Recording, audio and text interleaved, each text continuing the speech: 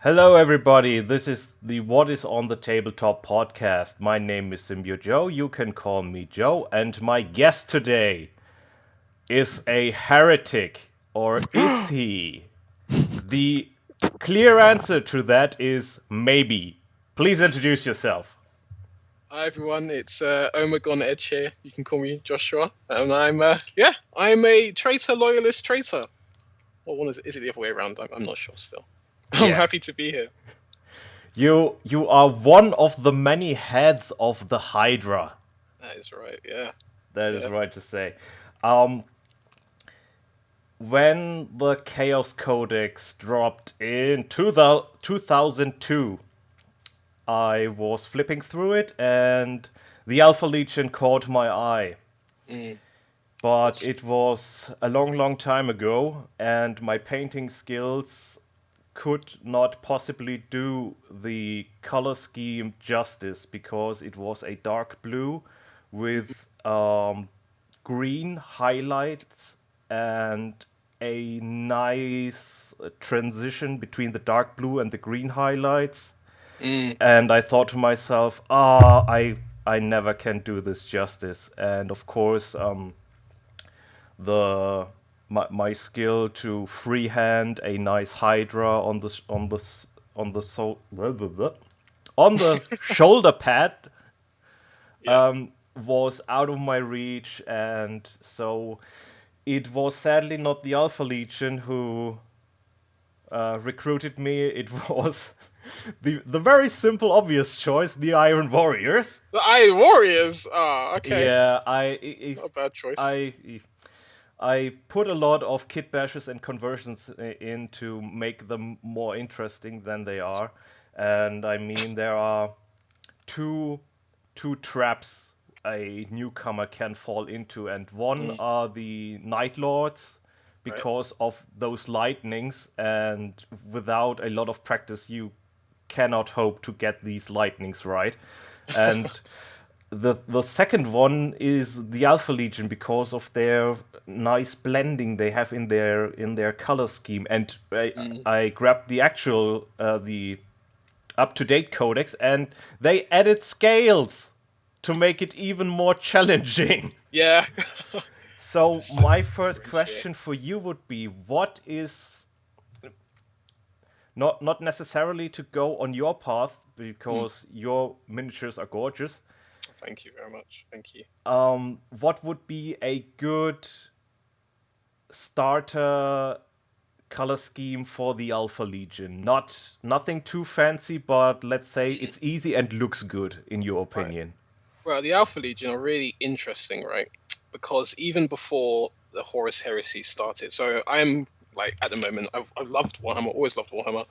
Got into it when I was 13, and been in and out since. And for the Horus Heresy, that was like my big re-entry into the hobby. It's one of the best places for Warhammer and for the Alpha Legion, because in this franchise, the Alpha Legion are really fleshed out. You find out a lot about them, a lot of their origins from the black books, which you can purchase from Forge World and all that.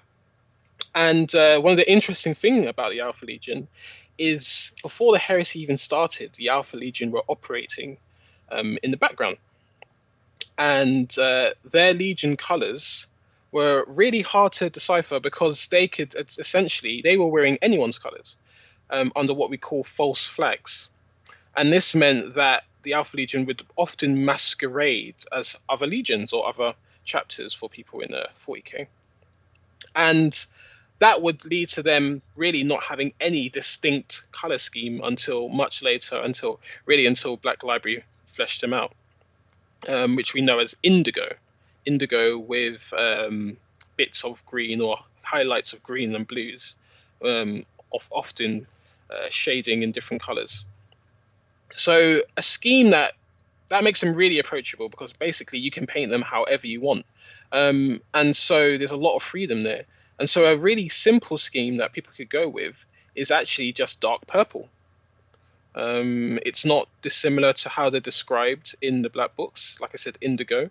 You could do just a very flat coat of indigo purple and then if you wanted to, just if you have got any blending skills, just paint and blend into a light green or a light blue, and silver trim, and there you go. That's an Alpha Legion skin. And then you could also have brown, for example, or khaki. I've even seen people do interesting patterns, like camouflage patterns with their Alpha Legion. Um, the most common one you'll see is like a light blue or a greenish blue with a metallic tint.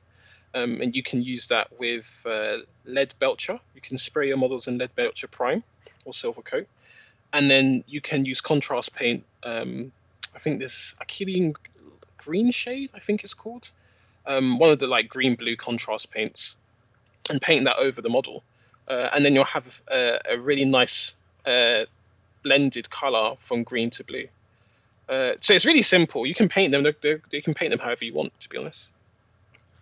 Well, I did not know that, and that is a very good starting point. I recently made the experience with a painting tutorial for the salamanders that started out with a really dark bluish purple as a base color and then slowly building up the green, and it works amazingly well. I was surprised how well it works. You do not recognize it until you really give it a good look.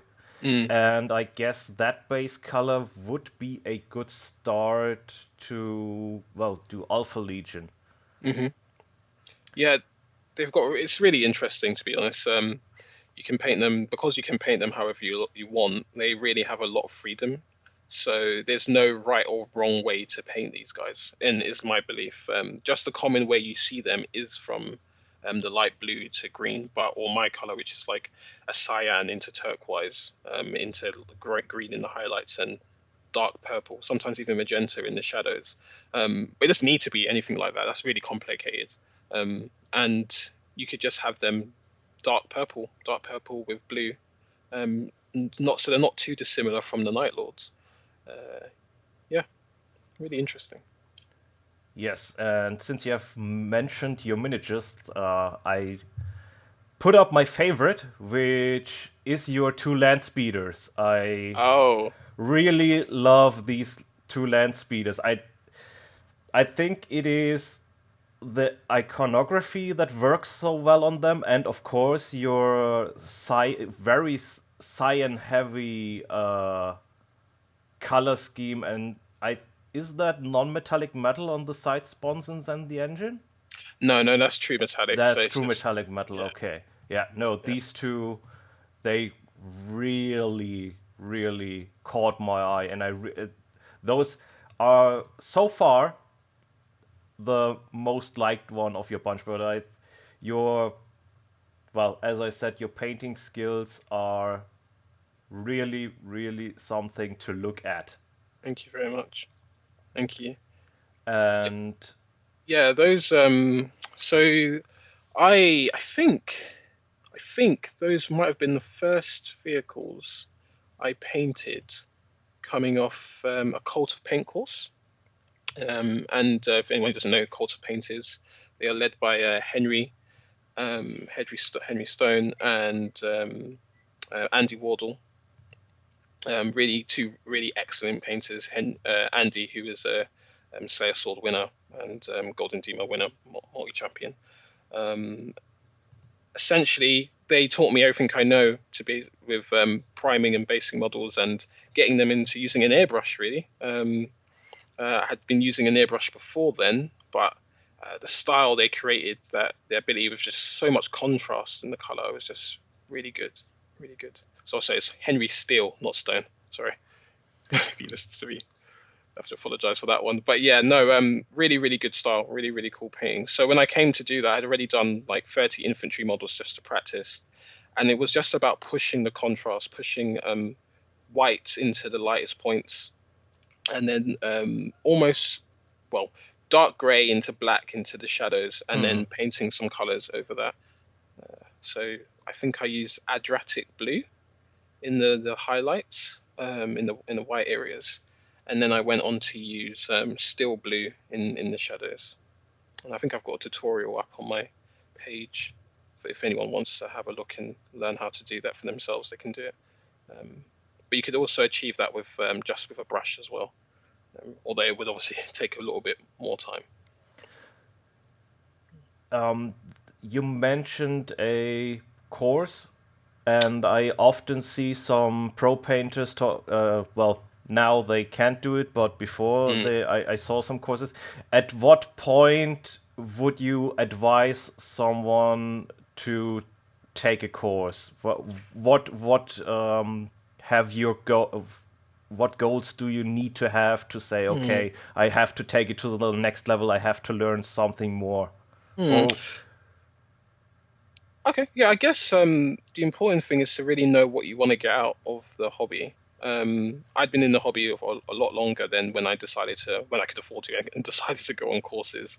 And I think when I decided to go on this course, and it was the Army Painter course, I had already been on their brush skills, and their non-metallic metal, and that was just using a brush to help you enhance your skills and help you enhance the basics.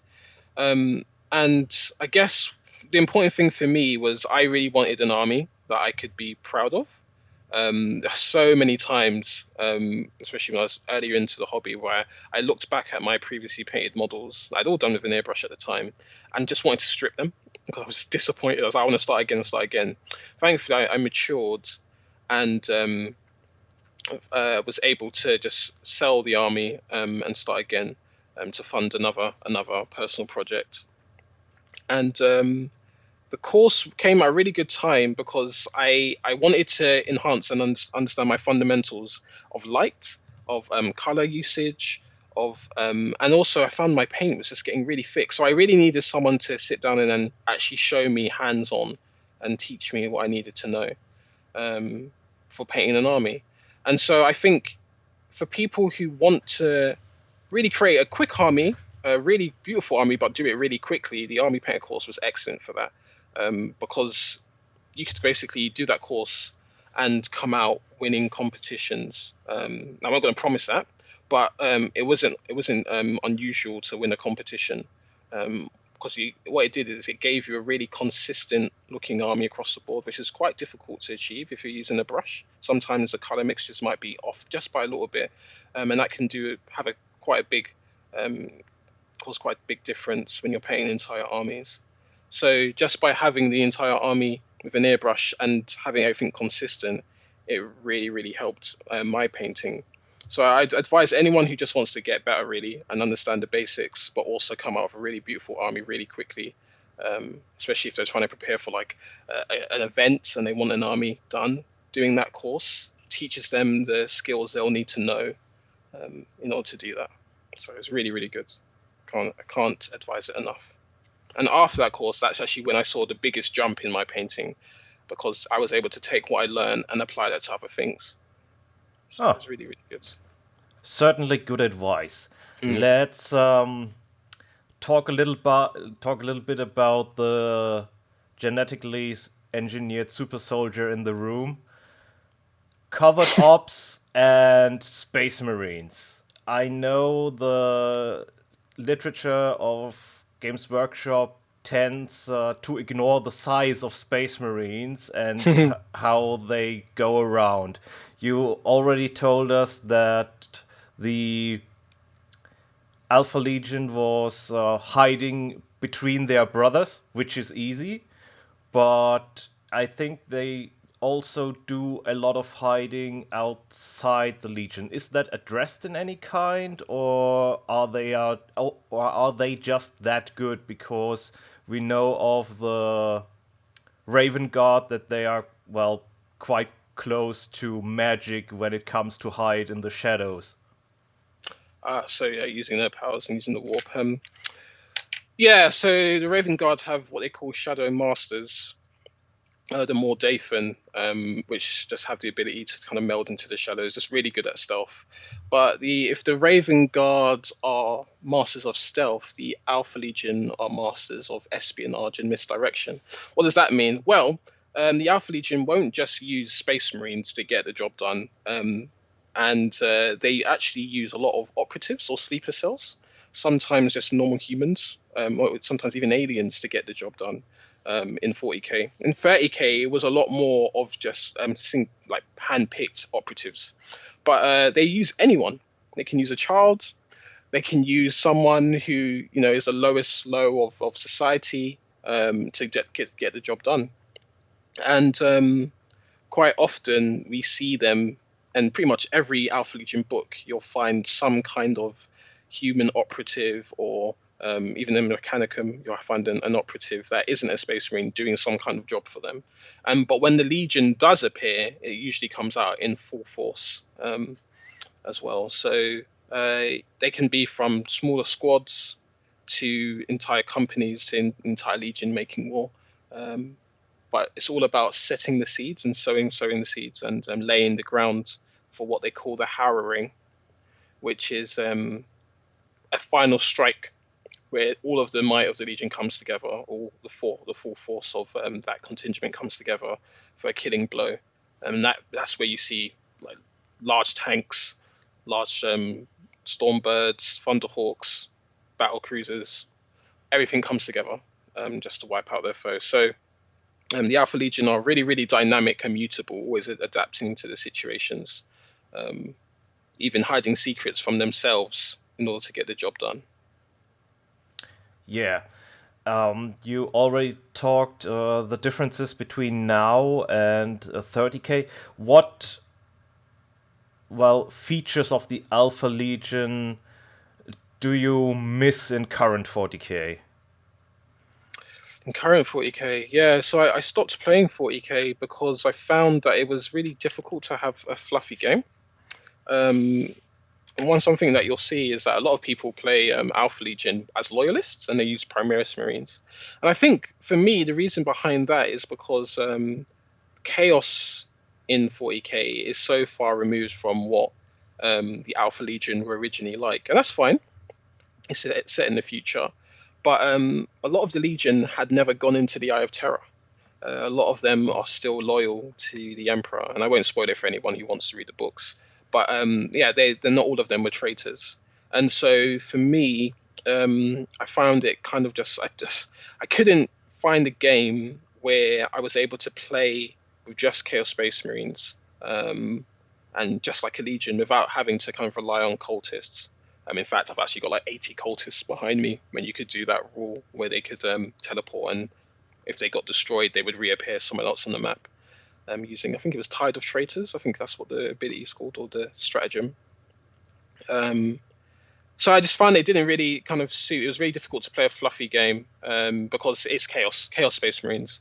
That includes like demons and demon engines as well as cultists. Whereas in 30k, it's a lot more about the legions, but it's not just limited to Space Marines. You've got you've got Mechanicum, maybe Dark Mechanicum at some point. You've got Militia, you've got Solar Auxilia, which are like super soldiers, but not as good as Space Marines, I suppose. You've got the Legions, you've got Titans, you've got Night Houses.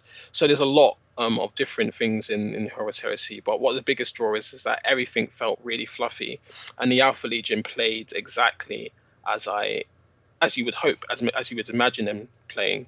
So they've got something called a Rite of War, which is, I don't think it's too dissimilar from formations in 7th edition 40k, without a lot of the free stuff. You still have to pay for any upgrades that you might need, but it gives your force a set of abilities. So one such Rite of War is called Coils of the Hydra, and what makes Alpha Legion amazing is because when any other Legion gets a new model or a new special unit, the Alpha Legion get them too, because this rule allows the Alpha Legion to take a Legion specific unit and run them as they would for the Alpha Legion.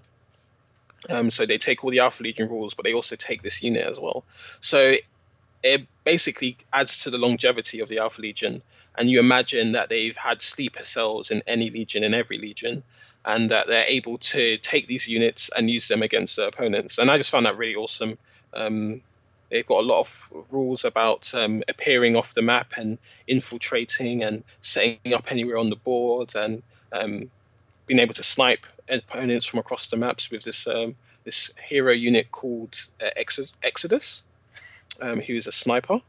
But it could just be one person. It could be a squad. It's not really spoken about, but it kind of hints that this might just be a rank rather than a name. So there's a lot. I could just waffle and go on for it for ages, but there's a lot in there that the Alpha Legion are just really really cool, and just really found the way they played in 30K a lot more interesting than in 40K. I'm sure people would disagree. I'm sure there's a lot in 40K that makes them awesome, but I kind of found them a lot more.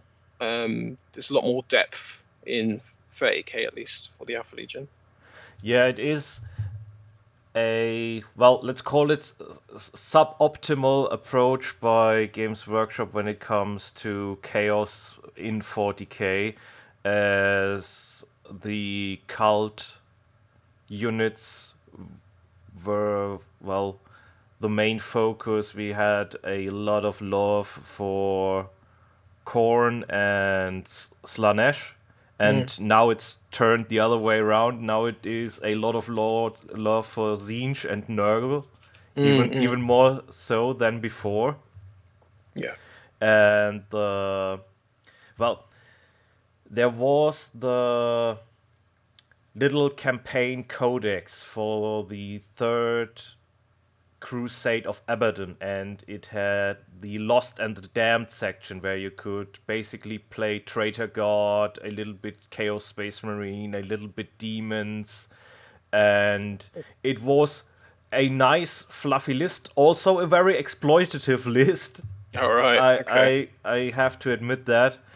Um, but they, well, just threw it out, and Chaos became a little bit streamlined, and at the same time, the Red Corsairs got a little Mm. bit of a spotlight, and Oh, cool.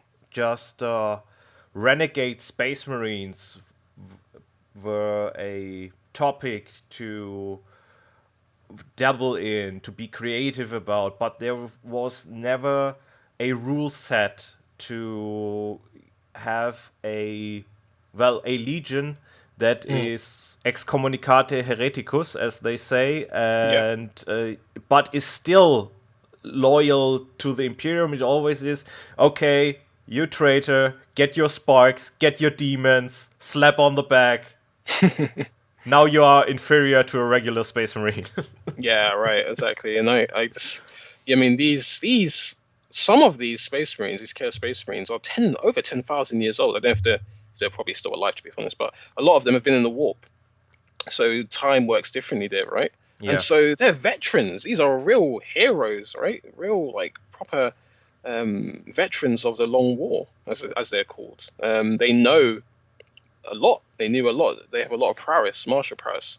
I'm sure. And so to them, like Space Marines are pups, and it was just really frustrating for me to see how they're just all just cut down in swaves. A lot of the veterans just seem to just kind of vanish. They do have like I guess worse armor, especially with the new Primaris Marines appearing. Um, so, but I just found them to be a bit. It was just a bit strange how much weaker they were, um, even though the stat line is pretty much the same. Just the focus was taken away from the Space Marines, and there wasn't really much focus on Space Marines as they were. It was more about the demons and the cultists. So, yeah, really, that's good to hear. At least, was there. So, what actually happened at the end of that then? At the end of that campaign,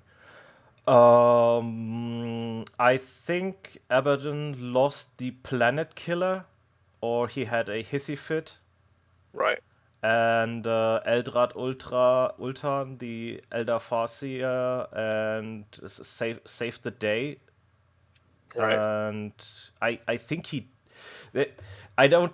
I'm not 100% sure. I might botch this here, but well, the forces of good won. Oh, big surprise!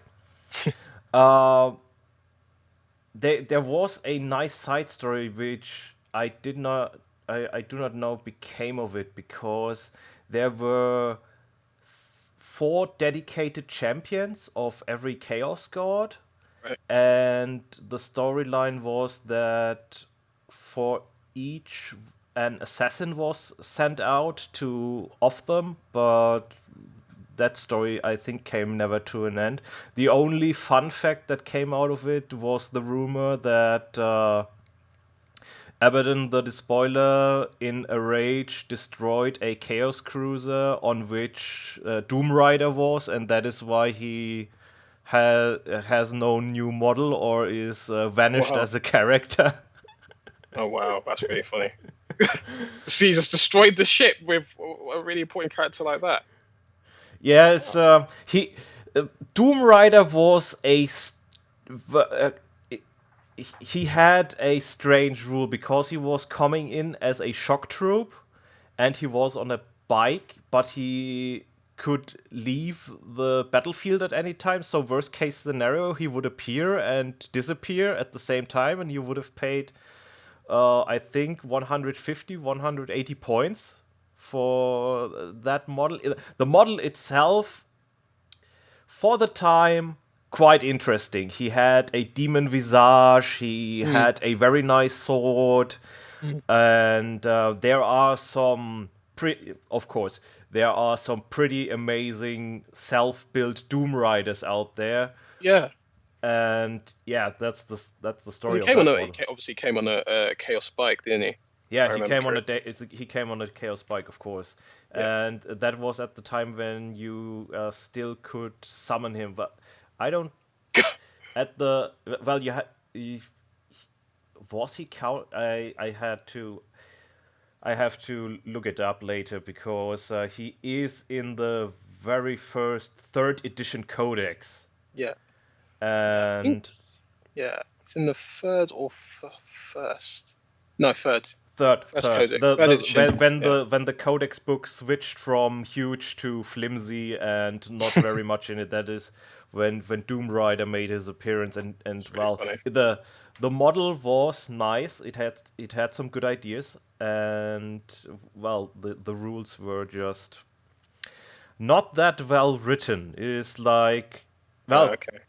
as the studio operates, we know the miniature designers do their magic and then present the game design team with what they have come up, and the game design team then has to figure out where the model fits in rules wise. Mm. And well, sometimes does that model have to sell, so the rules are adjusted so it is a must pick for a competitive army and all Right. that jazz. Right. It is pretty unavoidable. Even it is what it is. That is why me and a friend are trying now to make our own version of Oh, really? 40K, 40K, Okay.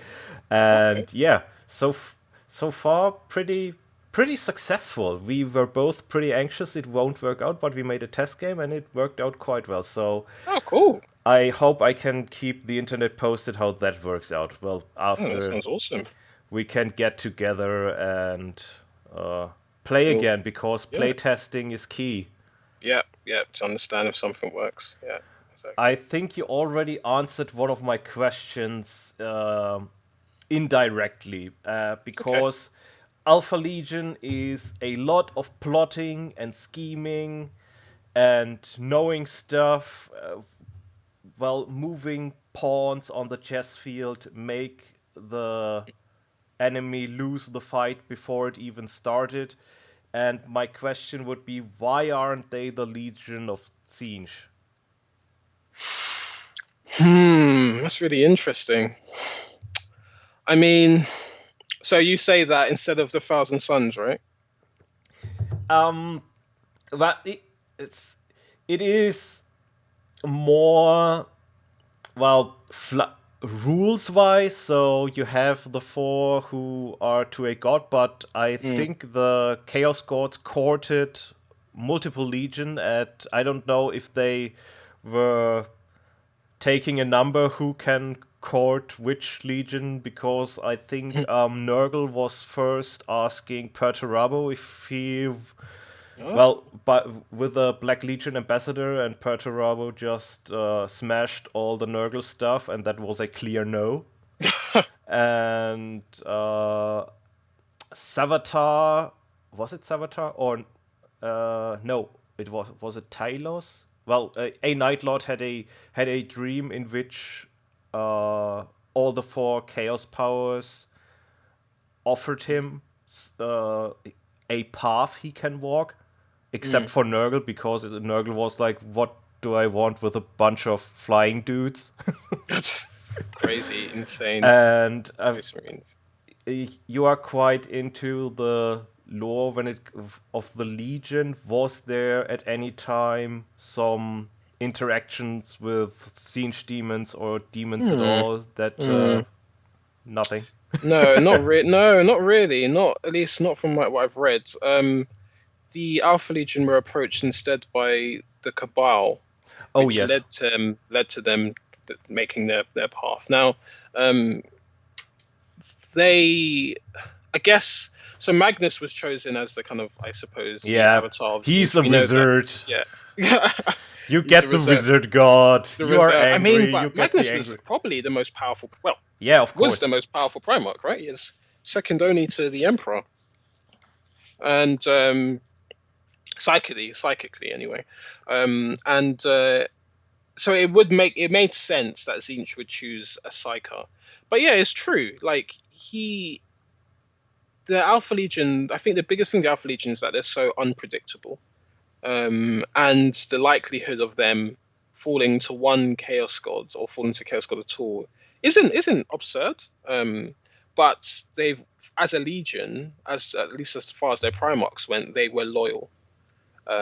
So they chose not to follow Chaos, even in the end.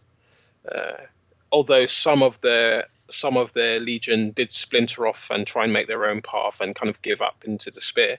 But for the most part, the Legion did stay loyal. They never went into the Eye of Terror as a Legion. Instead, they fought their way towards Gilliman's domain, which is where Omegon supposedly met his end.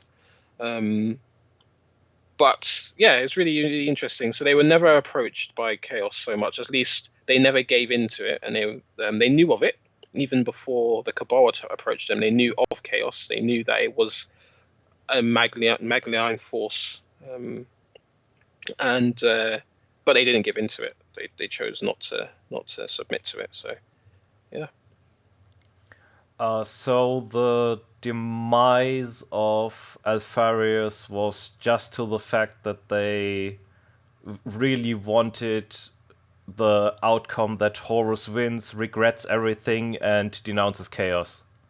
Oh, it's really interesting actually because so it's really unclear what the Alpha Legion were doing in that last part before Alpharius dies. I'm assuming everyone listening knows Alpharius is dead, so they won't mind me They speaking should about it. know by now. Well, They should he's definitely know by now. allegedly. Allegedly, No, Alpharius he's is. dead. He's dead, he's dead, dead! He's dead. Oh no! Definitely dead. Definitely dead. But Uh, yeah, but all those Alpharius memes. no, he's now, gone. now I'm a little sad. Yeah. To be perfectly honest, this is just a testament to how dumb I am. Is Why? Why? No, no. I really Just hoped he was it alive. it was like, oh, Alpharius, he got decapitated. Oh, a Hydra got decapitated, and now all the other heads. That's why he got. Oh, I felt a little dumb when I figured that out. Oh no, like I guess he you know, the Alpha Legion, their whole thing is like you said, like cut off one head and another will grow, take its place, and that's essentially what happened. Another took his place because they didn't know there were two Alpha Legion Primarchs. Who could? Does the Emperor even know there are two Alpha Legion Primarchs? Possibly, maybe, maybe not. It's all kind of covered in his Primarch book, where for those of people lucky enough to get it and read it, and not look at the spoilers because the spoilers do not do that book justice at all. There's a lot of amazing stuff in there, but the Alpha Legion didn't want Horus to win. not in the end. They wanted another way. They were hoping for another way. At least Omegon was, from what we've read. Um, and the brothers didn't always agree and didn't always work in tandem with each other. Problem with having a spearhead is that you can't always tell what it's doing. Like, Yeah. I know what that means. I mean, I don't have a spearhead, so how the hell would I know that? But I guess the idea is that like they weren't always working together. The Alpha Legion were not always working together. Or at least the Primarchs weren't.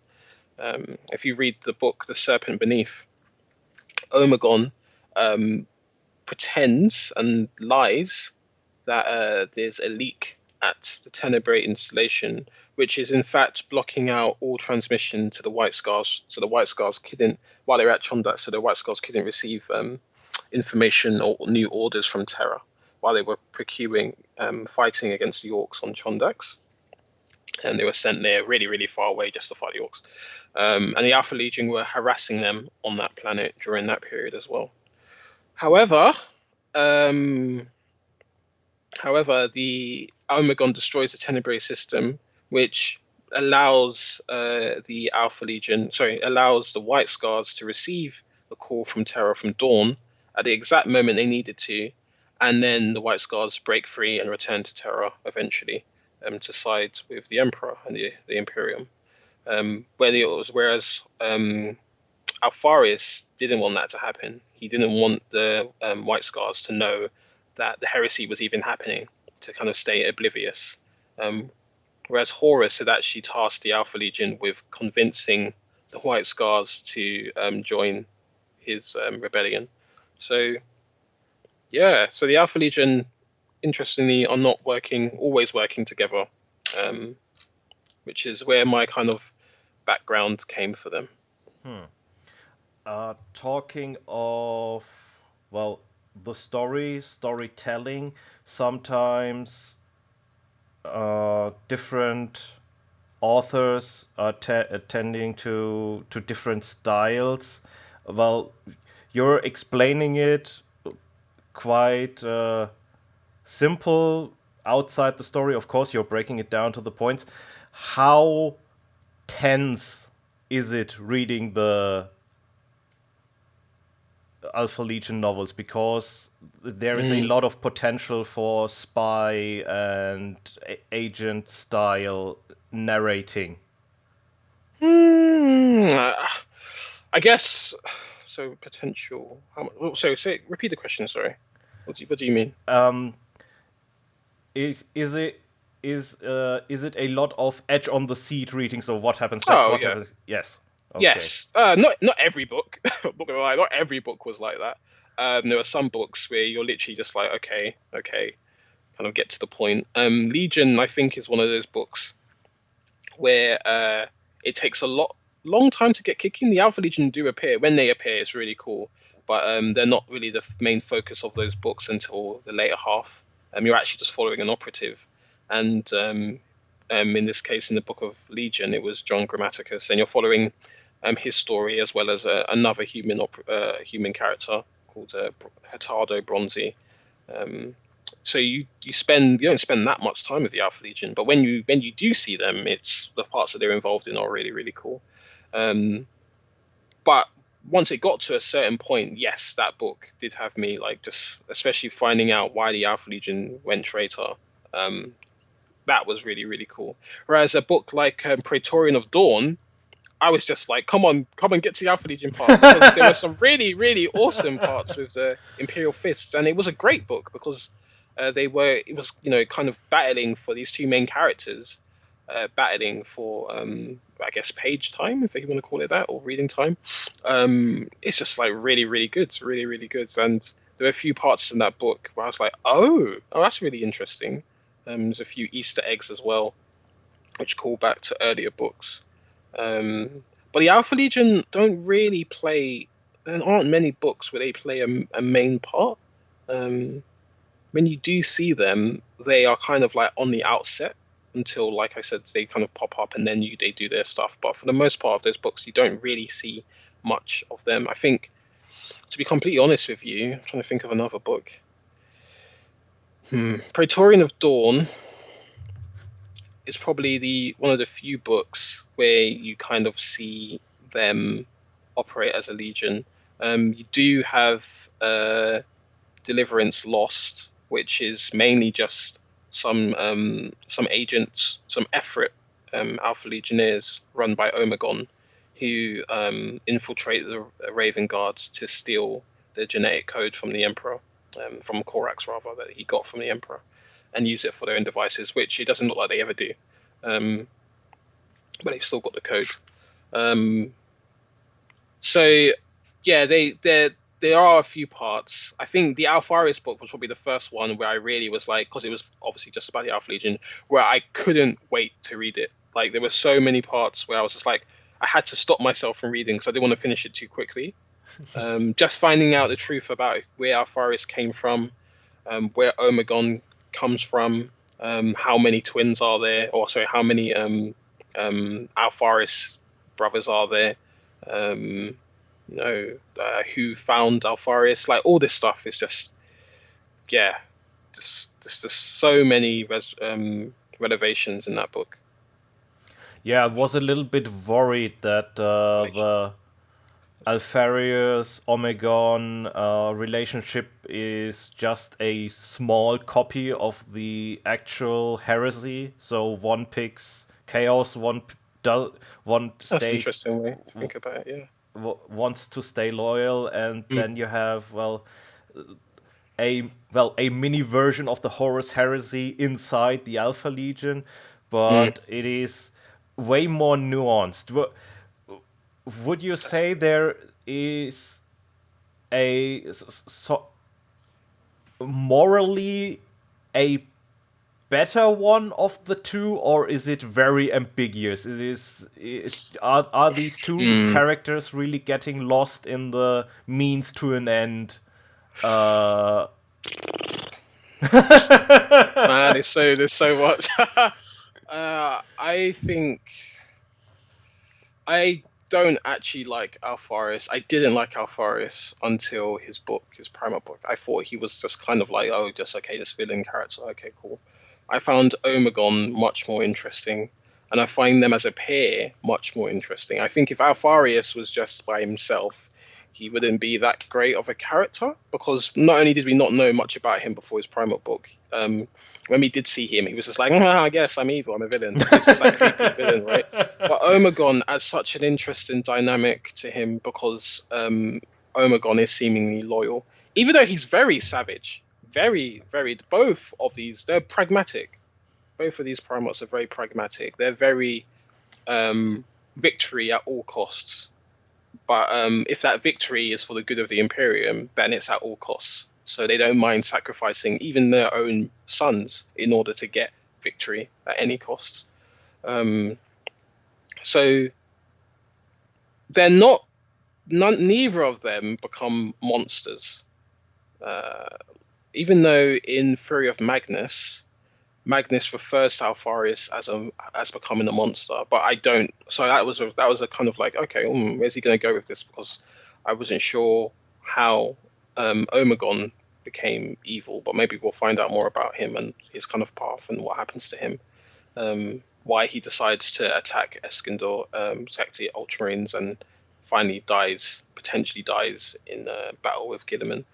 But neither of the Primates really become corrupted. In fact, even in Alpharis's last moments, he's still trying to help Dawn.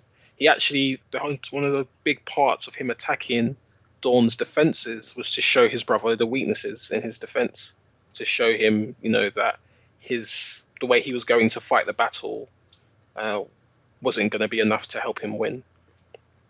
Um, in the end, he's kind of wrong because Dawn sees through his plans, sees through everything, and kills him. So, uh, but he did that knowing there was a risk that he could die, knowing that everything's down to a calculation.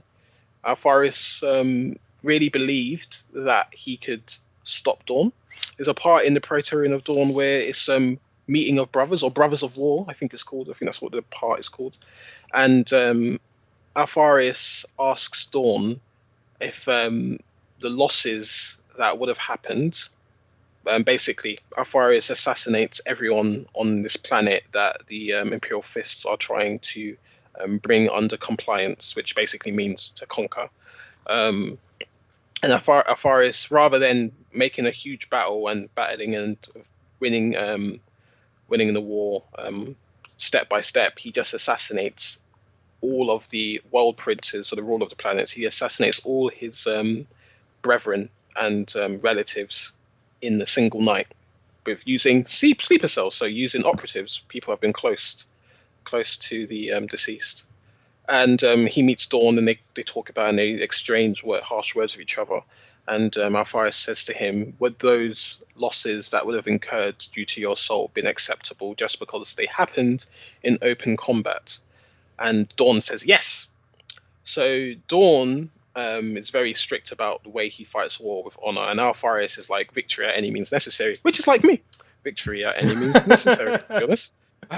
And he, um, so I believe Alphaeus challenged Dawn in open combat to prove to his brother that he was superior, because Alphaeus definitely suffered from a inferiority complex. That you can see he was the last Primarch. Yeah. He was always ignored. Um, he was always kind of brushed to the side. When they found him, there was such a small ceremony as opposed to the rest of the Primarchs. And you find the reason for that in his book, which is really cool. So I can't wait for you to read it. But from what we could see at the time, Alphaeus was just like had to prove himself. Always felt like he needed to prove himself as being worthy or being just as good as his brothers. Even though, to be honest, well, actually, I won't spoil it. I won't spoil it. But he does a lot. He is definitely one of the coolest Primarchs, and yeah, I think that book changed my mind about him. So he fights Dawn and loses, but all of this was just to help Dawn win the battle for Terra, the Siege of Terra. So yeah.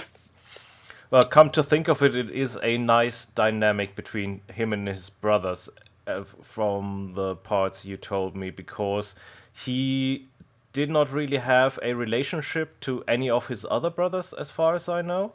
Yeah, yeah, not So just the the relationship to his twin mm, was needed to, well, flesh him out a bit more. And I think all the most anticipated story bits are when the Primarchs meet, how they are seeing each other, how they are in conflict with each other, the old who would win if, and so on and so forth. It is always a, well, fun fictional discussion to have. mm, And, well, come to that, who would have win? would have won between the who two brothers. Yeah, between the two brothers, who? Oh, I don't know. It's so weird because like I've done that whole diorama of Alpharis fighting Omegon, even though that would never happen and never did happen. Um, I guess so. It's always been a kind of picture in my mind that they're kind of battling against each other in some way, and I guess uh, Omegon was is always obviously he's the second, but he's the last. He I don't know, to be honest. I don't want to just talk for the sake of talking. I don't actually know.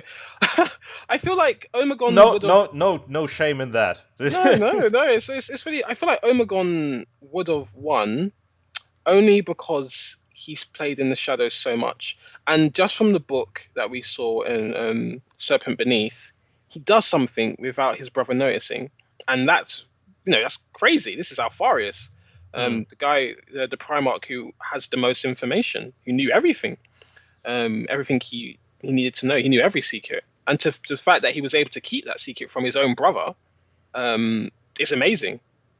So I feel like Omegon would have won just on his ability to conceal things um, from his brother, to do things without his knowing.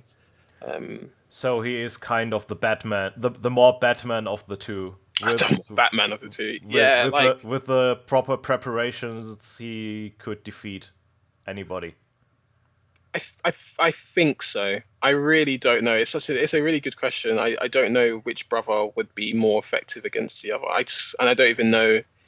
Probably a better question to ask is who out of the two is the more loyal. Hmm. Because Alfarius, even though he seemed to really go against the Emperor and cause the heresy and cause heresy and join Horus, what he was doing, um, was really, really, really powerful. Um, he wasn't trying to wipe out the Imperium. He even says to Horus, for the Imperium to survive, what's it? Humanity survive. For humanity to survive, the Emperor must fall. Um, or the Imperium must fall. And so, really, Alfarius, was probably trying to save the Emperor. Um, Especially when we read his book, his Primarch book, and he speaks about his attitude towards Dawn and how he views Dawn as likely to betray the Emperor at some point, with so much pride. Which is one of the reasons he hid his sleeper cells on Terra in the first place. Not, I actually thought they were placed there just before the heresy broke out, but it turns out they were there even way before. So Alpharius has always been loyal to some degree, and we see Omegon also trying to disrupt what Alpharius was doing by again letting the White Scars get the message they need to get. So it's really, really interesting to see who was like they were both loyal, but they had their different ways of approaching that loyalty and conveying that loyalty. Yeah, steering the ship back to what are you doing?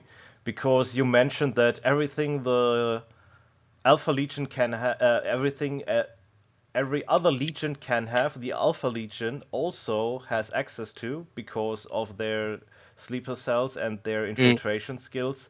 mm. Is there an end to your Alpha Legion I don't 30k? think there ever Because will be. you No, you no. you just keep adding and adding and adding.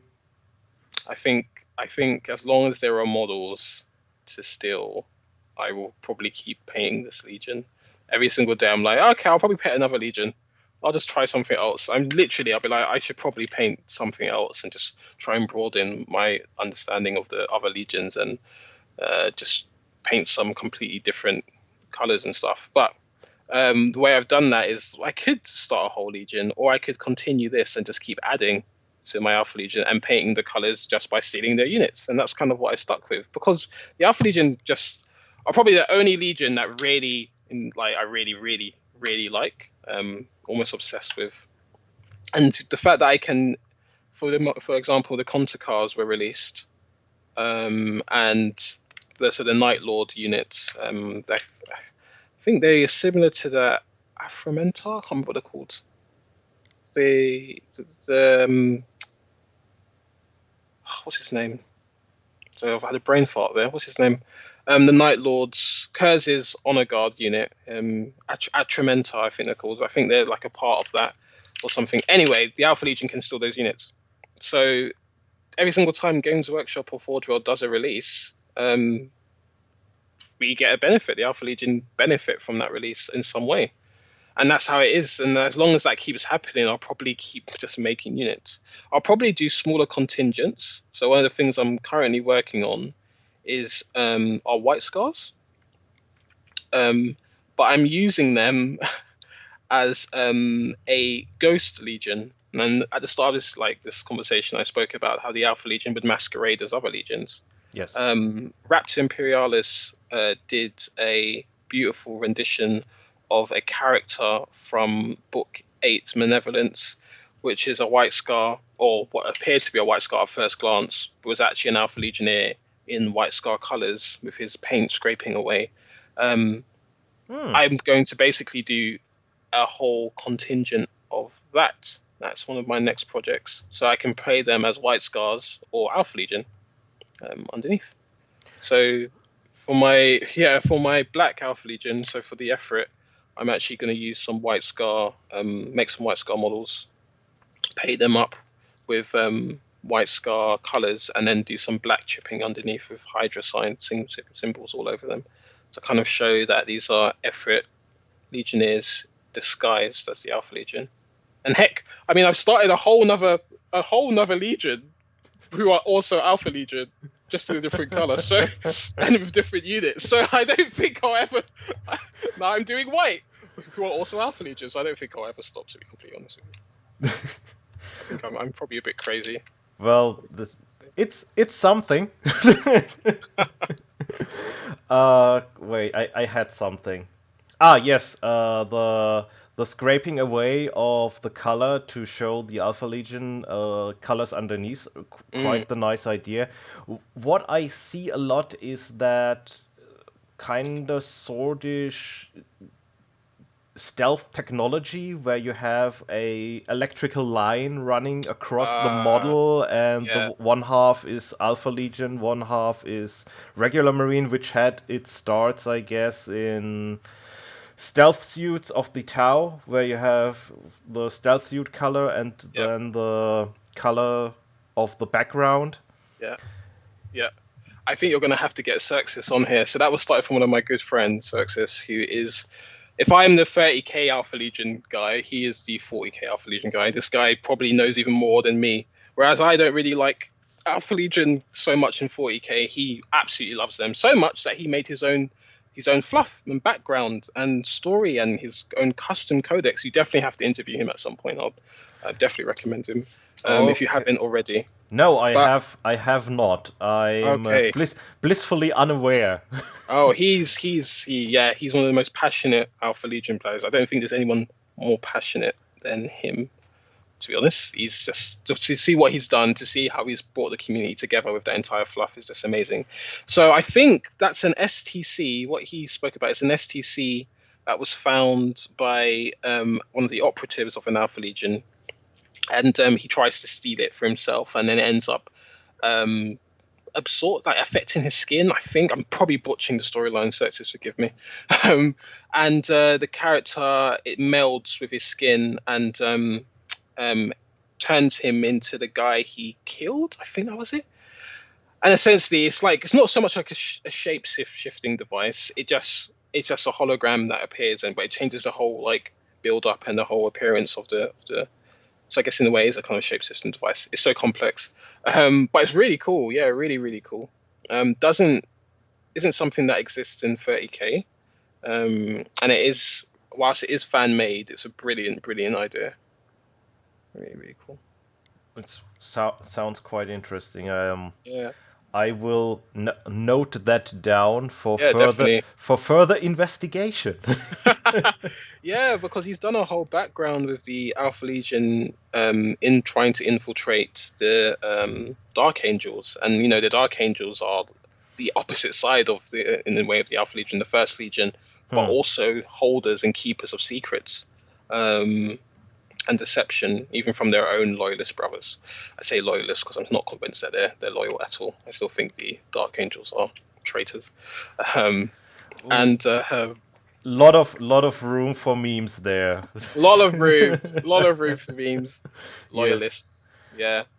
But it is quite annoying with the lion just sleeping in the rock. Don't know. He's been a lazy boy, isn't he? Yeah. Not sure why he's not getting out of bed.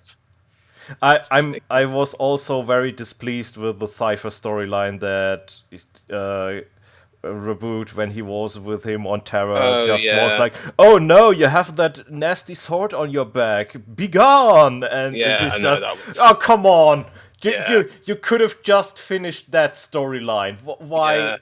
What is that? Was I don't know, man. That was a very frustrating moment for me. I don't know if they'll really. I don't know. Maybe they will tackle that at some point, but I don't think they're probably going to do that. At least not for a while. I think when the lion wakes up, maybe they'll release another traitor Primarch first. They've just released or just shown off Be'lakor, so chaos is like kind of ramping up. maybe the lion will be the next one they reveal, and then we'll learn a lot more there. They still need to show off Luther, who escaped Oh yes. from from the um from the rock. So there's a lot still they have to do and they have to show off. Yeah, you can say a lot about Games Workshop, but they are sure good at teasing stuff. Oh, absolutely, absolutely, masters of it. In fact, masters of teasing. So just let's whoop, let's wrap it up. Your Mm, Instagram handle is at omegonedge, and you that's the one. have a Patreon. I also will link that in the video description. And I thank you very much for your time. It It's all right, was man. quite informative. I'm Okay. really not that into 30K, but I already interviewed Grizzly Vegeta about the World Eaters. Now I have you with the very interesting story about the Alpha Legion. Hmm. Still a bit sad that Alpharius is dead. No, he's dead. Uh, Dead. I'm so sorry. and yes, thank you for your time. You're welcome, mate. You're welcome. Anytime. And thank you for hosting me. It's been really awesome. And everybody else, have a good time, stay safe, and bye bye, everybody. Okay.